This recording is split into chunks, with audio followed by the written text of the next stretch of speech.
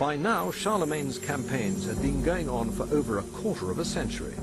The thing that enabled him to hold on to all the gains that he had made over this time and keep control over a rapidly expanding empire was his ability as an administrator.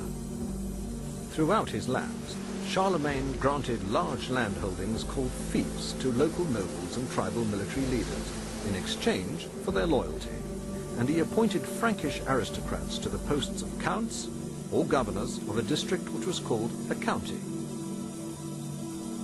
Each political district had its parallel in a church district or diocese, headed by a bishop with similar authority in all matters related to the church. Every year, both counts and bishops attended a general assembly at Charlemagne's court, where they would advise the emperor and hear his directives. Charlemagne also reorganized the economy of his empire. In order to improve trade and commerce, he standardized tolls and customs dues as well as weights and measures.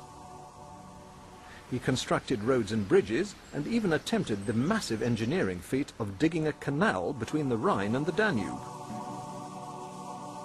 He instituted important judicial and legal reforms and ordered the compilation and codification of the laws of many of the tribes he had conquered. In terms of the way Europe ran, he was very, very efficient in comparison to his predecessors. Now, with most medieval leaders, there's something to learn about efficient rulers.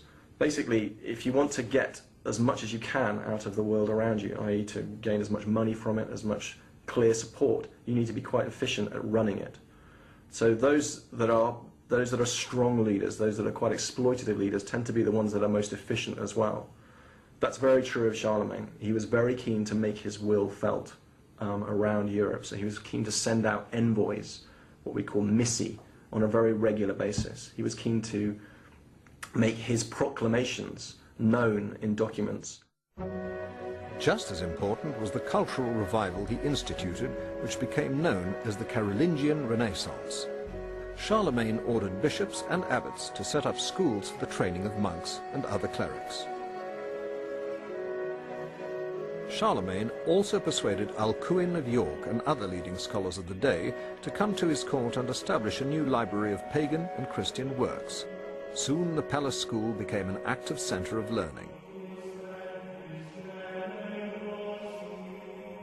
Much of his motivation for this policy was practical as well as religious. Because the training was conducted in Latin, it promoted the standardization of a common written and spoken language in a huge empire which had many different languages and dialects.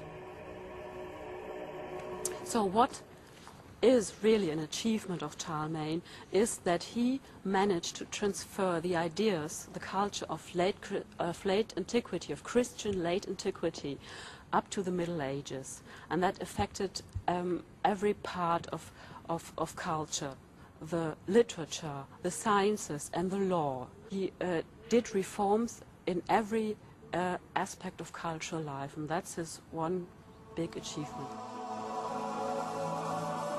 Knowledge was all important to Charlemagne, so he became the most eager student of all. At a time when the only men of learning were the monks, here was a leader who was an intellectual and theologian, a ruler who changed the face of Europe both politically and culturally.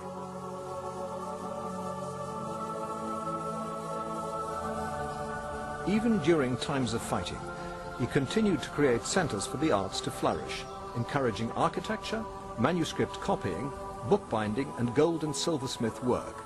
He built schools and he laid down strict rules for teachers and students.